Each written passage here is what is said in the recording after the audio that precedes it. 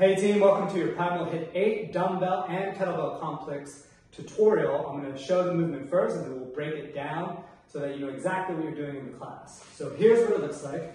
You have 3 snatch with the dumbbell from the floor to the top. Then you're going to have 2 push presses, 2 of these directly overhead, then 1 squat thrust. You'll switch either by hand exchanging or taking it to the floor, snatching to the top. 2 push press.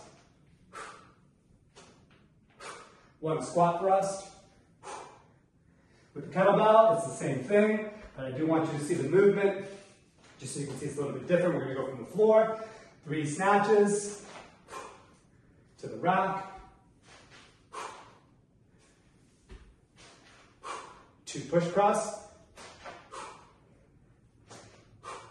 1 squat thrust.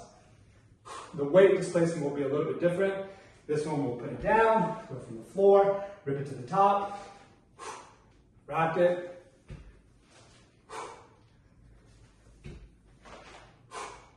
two push press,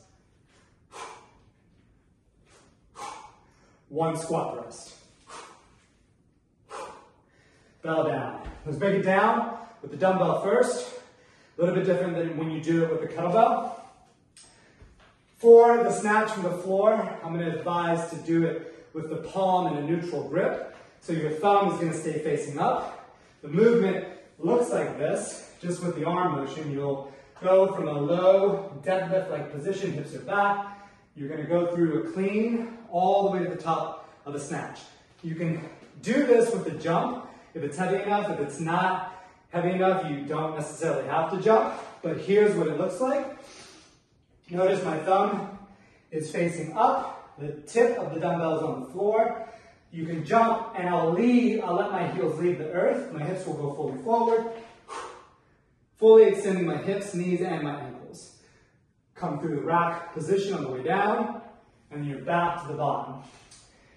Sometimes when the weight's not heavy enough, I won't necessarily do all that. I'll just bring it straight to the top, which is not a true snatch. I'm going to go for the full extension of my hips, knees, and ankles. So if I do that again, basically I'm just jumping to the top and then getting underneath it, standing back up. The top position is a basic overhead position, bicep close to the ear. Bell is on your structure, not outside your structure, so right over your shoulder. Going into the push press, this one's a little bit different than if you're going to do it with a kettlebell. It's a dip, and my hips are going to go back slightly. So I'm not dropping into a squat, I'm just dipping. My legs will straighten, and then I'll get back underneath it. So I do have a dip, drive, dip.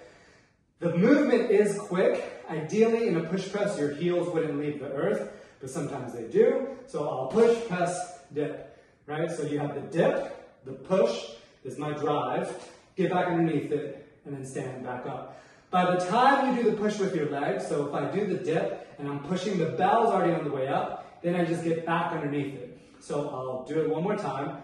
Dip, right? This is the load. I'm going to dip, drive, dip back underneath it, and then just stand up. If you have a light dumbbell, then you can just do a strict press for this class, where you just press strict 2 times. You won't be using the legs. The rest of the body is going to be extra tight, legs, core, and glutes. And the last bit is the squat thruster. So on the squat thruster, my hips are going to go low and back, pressing out with my feet, making sure I'm tracking evenly, because you do have one weight on one side of the body. So you're going to squeeze your core to make sure you stay balanced, and then you drive up. Palm can go neutral, or you can do a full rotation. On the way down, I draw it. If you watch, I like to rotate my palm towards me, and then press up. So that is your dumbbell snatch, your push press, and the squat thruster. Now, with the kettlebell, it's going to be a little bit different.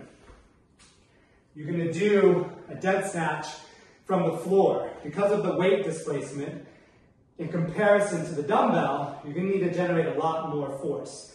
So in this dead position, when you go to lift it up, you can do the jump, but I need you to generate a lot of force with your legs and spike the bell to the top.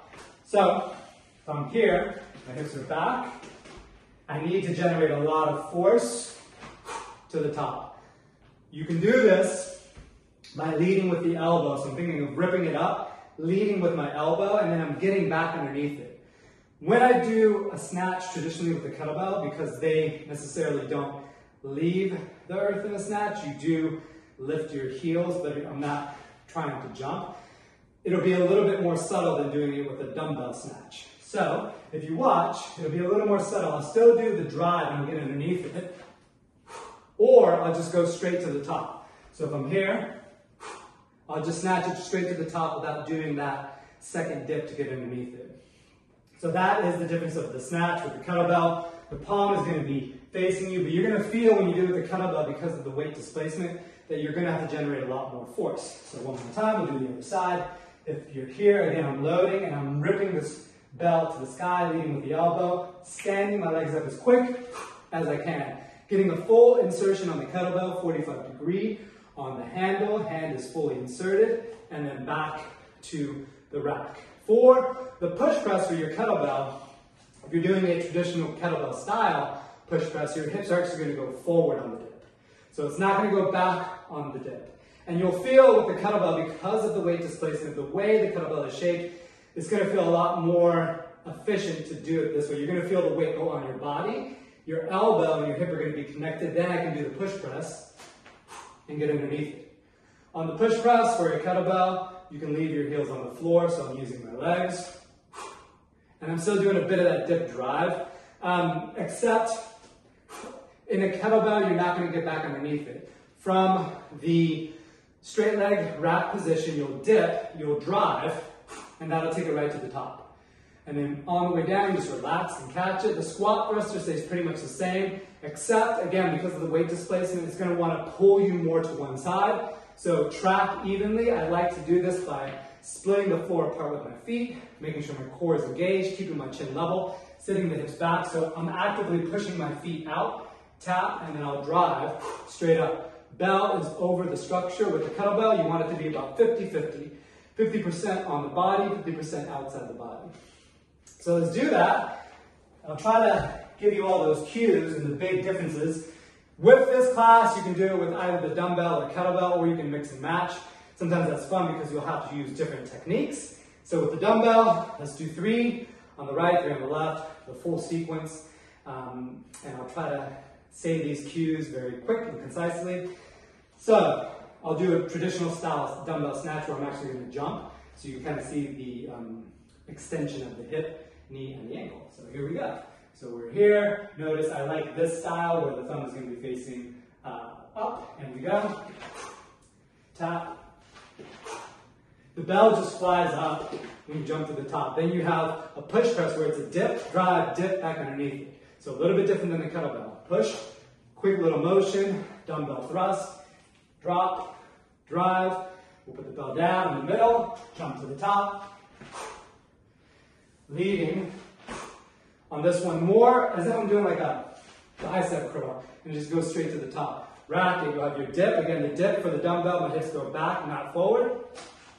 And sometimes it's hard to keep your heels planted, but you can do it. Drop, press. For the snatch, if the kettlebell, not necessarily going to jump. I am going to extend my hips, knees, and ankles, but because of the way the kettlebell is shaped, it feels better just to go straight to the top explosively without that dip. If the bell is really heavy though, you can still do that. So I'm here, full insertion to the top, from 145 degree to another 45 degree. The dip, hips go forward, straight to the top. So dip, legs straight to the top. Drop, squat thrust, we'll do the other side. Here, 145 degree, to another 45 degree, 2 more. Hips will go a little bit lower because the bell, the shape of it. Then your dip, remember the hips track forward, 1 push. That's your push press. So heels don't necessarily lead. Then squat thrust, drop, drive. There you have it. There's your kettlebell and dumbbell complex tutorial. Please, if you have any questions, send a message. We'll see you next time.